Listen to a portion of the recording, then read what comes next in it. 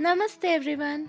Today's book review is based on a fictional character named Julian Mantle, whose age is 35 years old and who is a lawyer by profession.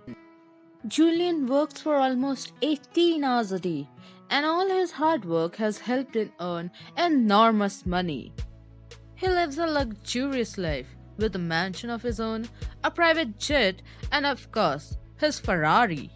And then it happened. A massive heart attack that brought the brilliant Julian Mantle back down to earth and reconnected him to his mortality. The doctor gave him two choices to choose between his profession or his life. He started to wonder what should he be doing.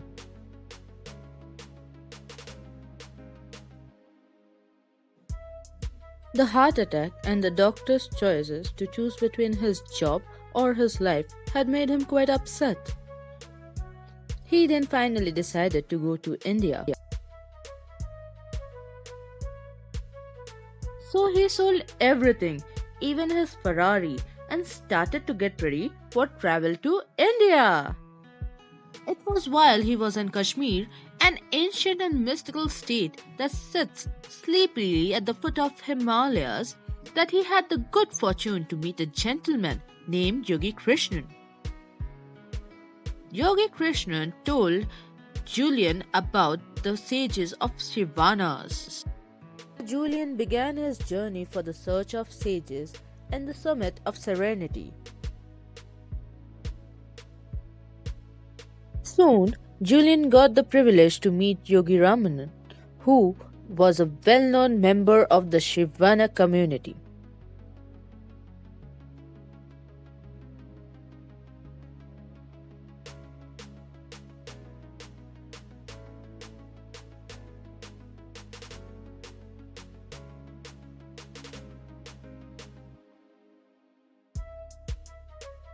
Yogi Ramanan then told Julian about the 7 virtues of a fulfilling life through a story.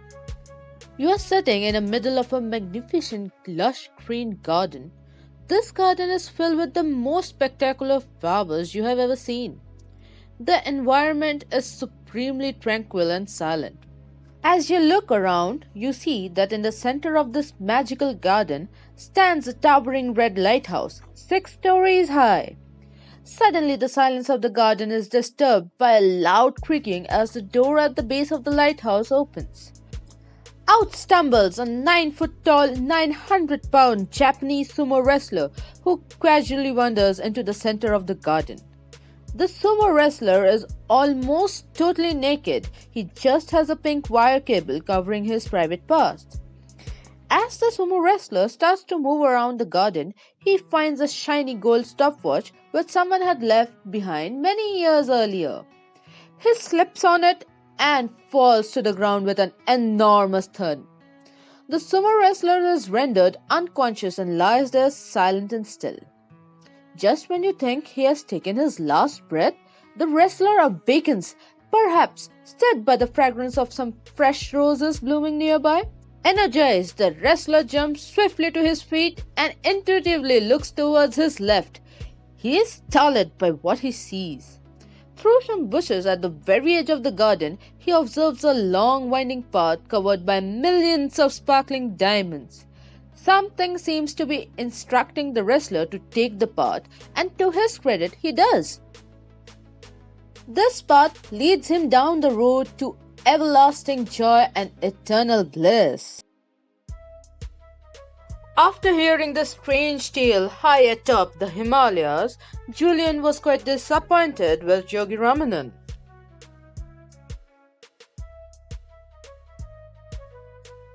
Yogi Ramanan then explained all the elements of this story one by one to Julian. In the fable, the garden is a symbol for the mind. If you care for your mind, if you nurture it, and if you cultivate it just like a fertile, rich garden, it will blossom far beyond your expectations. But if you let the weeds take the root, lasting peace of mind and deeper inner harmony will always elude you. You will recall that in the middle of a garden stood a magnificent lighthouse. This symbol will remind you of yet another ancient principle for enlightened living. The purpose of life is a life of purpose. Those who are truly enlightened know what they want out of life emotionally, materially, physically, and spiritually. Clearly defined priorities and goals for every aspect of your life will serve a role similar to that played by a lighthouse, offering you guidance and refuge when the seas become rough. The lighthouse in Yogi Ramanan's fable will always remind you of the power of setting clear, defined, purposeful goals, and most importantly, of having the character power to act on them.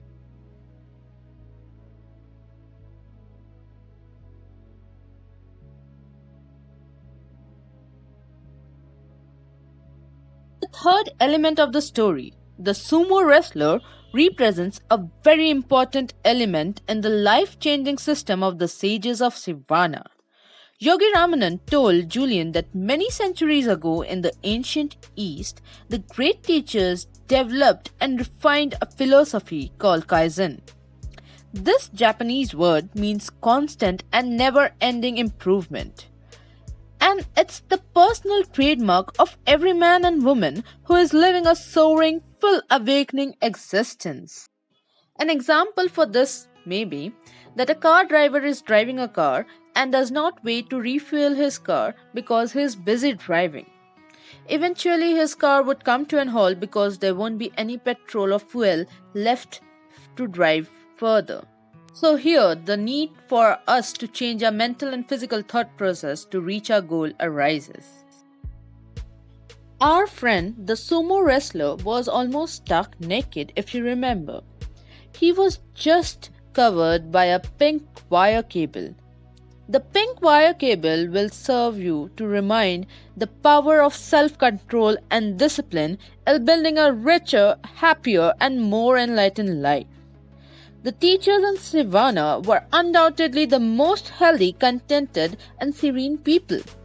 They taught the virtue of self-discipline like a cable wire. If you look at a cable wire, you will notice that it consists of many thin, tiny wires placed one top of the other. Alone, each one is flimsy and weak, but together their sum is much greater than their constituent parts, and the cable becomes tougher than iron. Self-control and willpower are similar to this. To build a will of iron, it is essential to take small tiny acts and tribute to the virtue of personal discipline.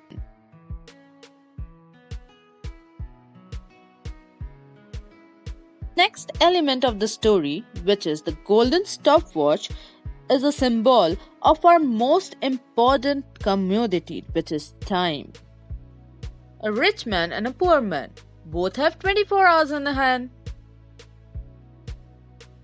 However, the rich man remains happy, but the poor man does not.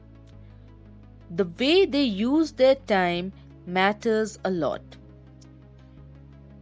The poor man may waste his time procrastinating on futile things, whereas a rich man may use it properly with results.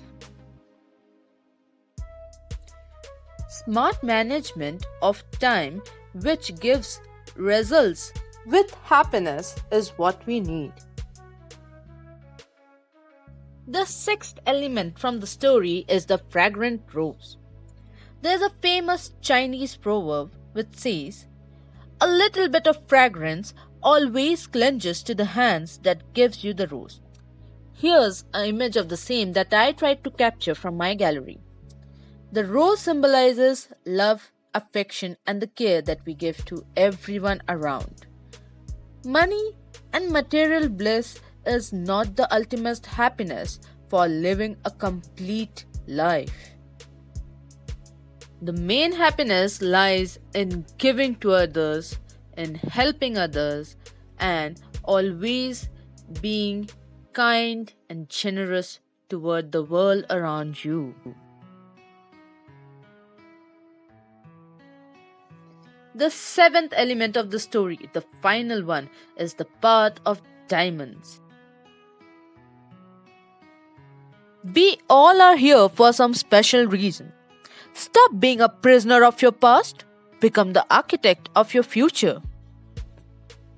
It shouldn't be the case that between your past and future lies worry. We worry when we are young as what would happen when we become adults. When we become adults, we think that the childhood was the best phase of life. Then, when we become old, we feel that the young age that we had was the best one and we missed the time. So, ultimately, we never enjoy the present at the fullest. Friends, let's stop worrying and start enjoying our present now. Let's start cherishing what we have now. Because yesterday is past, tomorrow is future, but today is present, the real gift and diamonds for our life.